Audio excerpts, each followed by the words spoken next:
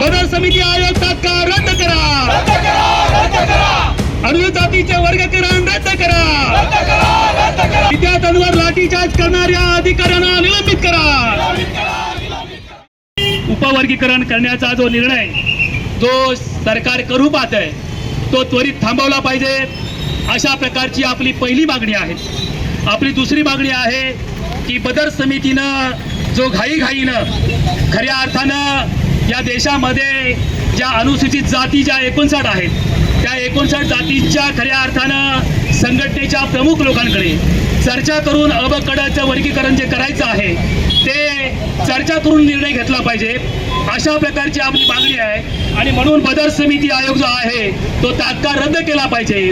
आणि तिसरी मागणी जी आपली आहे, अनुसूचित जातीच्या घटनात्मक हक्कांचे हे खऱ्या अर्थानं संविधानिक आरक्षण हे जे आहे हे टिकलं पाहिजे, अशा प्रकारची आपली तिसरी मागणी आहे.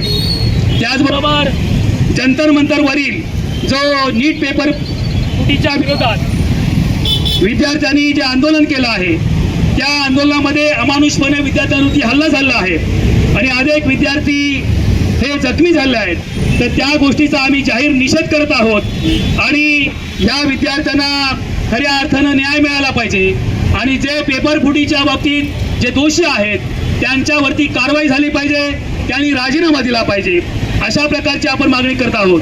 त्याचप्रमाणे अतिशय महत्त्वाची या महाराष्ट्रातल्या शेतकरी वर्ग आहे, या शेतकरी वर्गाला शासनानं जी शेतकरी कर्जमाफी जाहीर केली ती कर्जमाफी खऱ्या अर्थानं त्वरित त्याची अंमलबजावणी करून शेतकऱ्यांच्या खऱ्या अर्थानं केलेली कर्जमाफी हे शेतकऱ्यांना द्यावी, अशा प्रकारची आपली 6वी मागणी या आजच्या निदर्शन कार्यक्रमामध्ये आहे. आणि म्हणून हे जे काय चाललेलं आहे हे थांबलं पाहिजे.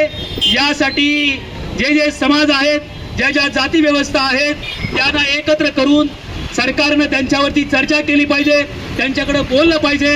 विद्यार्थी जे आहेत, विद्यार्थ्यांच्या संघटना आहेत, विद्यार्थ्यांची भूमिका जी काय आहे ती समजून घेतली पाहिजे आणि त्या भूमिकेला खऱ्या अर्थानं समजून घेतल्याच्या नंतर आपल्याला जे काही सांगायचं आहे ते विद्यार्थ्यांना सांगितलं पाहिजे.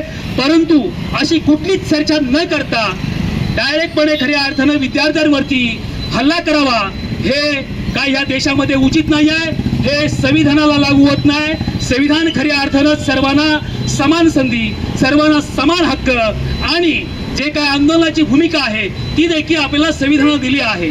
मग जे या देशाचं आपण संविधान मानतो, जे या देशाच्या संविधानावरती राज्यकारभार करतो, त्याच ह्या देशाच्या संविधानाच्या विरोधात जर काही सत्ताधारी असतील, जे काही इतर मंडळी असेल वागण्याचा प्रयत्न करत असेल तर हे संविधानाच्या विरोधात आहे, हे लोकशाहीच्या विरोधात आहे.